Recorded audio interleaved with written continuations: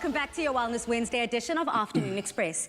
Now, Bokang Masunyane, more affectionately known as BK, the Little Giant, is an undefeated professional mixed martial artist. He joins us now to show us how we can, of course, achieve his signature techniques in a very unique ring, our Afternoon Express ring. So, Mzansi, you know, I'm already geared up. You know I come prepared every single time. So welcome to the loft, BK. Thank you for having us, Palisa. Such an honor. You are just a man about town when it comes to MMA. Please just briefly tell us about your titles and accomplishments. Oh, yes. I'm basically a mixed martial arts fighter with 8-0. And I was one of the top wrestlers in my country with 26 wins and 0 losses. And I've won 3 African titles. And now I'm on a journey to become one of the best mixed martial artists in the world. Shoo!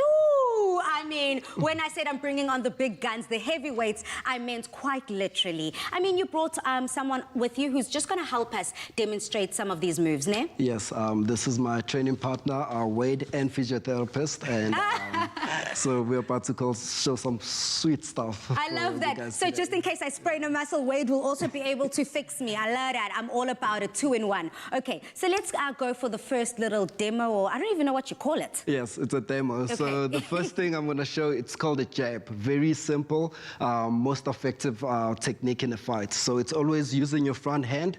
We call it a jab. You keep your elbow facing down, and you're going to throw your punch all the way straight and lift your elbow back up, and you're going to reset. Like that? Yes. Oh, wow. So you throw all the way out and reset. How important is it to completely extend your arm and not give a lax? Is it easy to hurt yourself? So, yes, you can break your arm just going like this. So you need to fully extend your arm and turn your elbow all the way up to keep your whole arm strong in position. I got you. Okay, yes. And that's just called the jab. That's called the jab. And you've got me in these handy-dandy gloves. Tell me more. Yes, so those gloves are very effective for mixed martial arts. You can use it for grappling, you can use it for grappling, where you go for takedowns and submissions, so it's very perfect gloves for that. Well, I'm all about the takedown and also a TKO, total knockout. Now, if I do want to achieve that, what's the next demo step you can show us? Okay, the next move, we call it an overhand to a takedown. So we overhand to a double leg takedown. So if I'm facing my opponent, I want to throw a hand all the way like I'm throwing a cricket ball, all the way over, and from here I'm going to level change, drop my whole body down like I'm doing a squat, keeping my body up straight. Okay. And now I'm going to enter in for a double leg. We call it a double leg takedown. Now I'm going to use my back foot to push my hip all the way up and drive all the way forward. So 1, 2, wow. Well, that seriously is about to take down business. So then you use that first arm just to hook around him. Yes. Just to, then allow you to go down, essentially, get down on your haunches as low as possible. So essentially your shoulder should be around his abdomen, I would suppose. And then you use that to drive through the power to pick him up. Yeah. So now I'm not strong. I don't know if you can tell. I don't know if it's obvious. Do you think I'd be able to take down an opponent like that? Or how important is being on the same, you know, you get the heavyweights, lightweights, being on the same weight? Sometimes I wrestle against guys that are heavier than me at the gym. And actually the both of us, and we're able to wrestle against them. So the most important thing with anything when it comes to fighting or self-defense is having the right technique. Okay. If you've got the right technique, you're able to fight against any opponent. The main reason of mixed martial arts is for any fighter to be able to fight against anyone. I love that. That's what I'm all about. Yeah. So then what's the third step that you can show us? Okay, the third one is just a double leg entry. So it's exactly just like a double leg entry. He says it like it's nothing. Okay. Well, once you get used to it, it becomes very easy. So now exactly the same thing like I explained before or after throwing the overhand. All you're going to do is level change. Make sure your head is going to be on the side of the head, which is very important, so you use your head to drive. So level change, you enter with your head, keep your hips always lower than your shoulders, and grab both the legs, and you're going to step around, and then when I want to lift, I'm going to use my back foot to bump my hip all the way up, and I look as if I'm looking at the ceiling.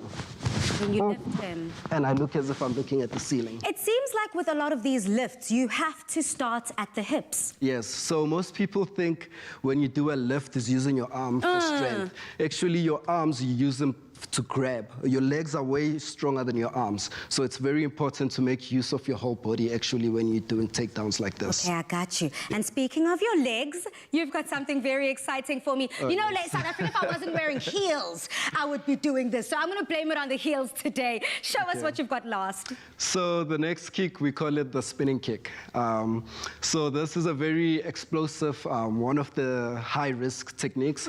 But once you pull it off, it becomes very something special. So this is one of my favorite techniques to use in a fight. So you're going to use your back foot to set up a low kick, and from then you're going to spin around and you're going to throw your back foot again as a spinning kick in the air. Okay. So back foot, twist, jump, and kick. Shoo! I mean, can you get your leg all the way up there? Let us know on social media. I vote no, so prove me wrong. Let's see that again. Okay. 1, 2, boom! Now, can you imagine that being an opponent's face? Well, South Africa, there you have it, a fitness demo by the best of the best. Now, I believe that growing up, you wanted to be a wrestler first before you got into mixed martial arts? Yeah, 100%.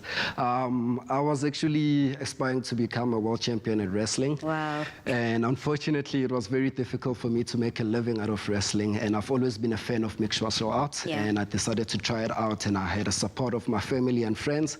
And as soon as I tried it out, I found out it was Wow, you fell in love. Yeah. Well, here is to falling in love from mixed martial arts to helping everybody in the community.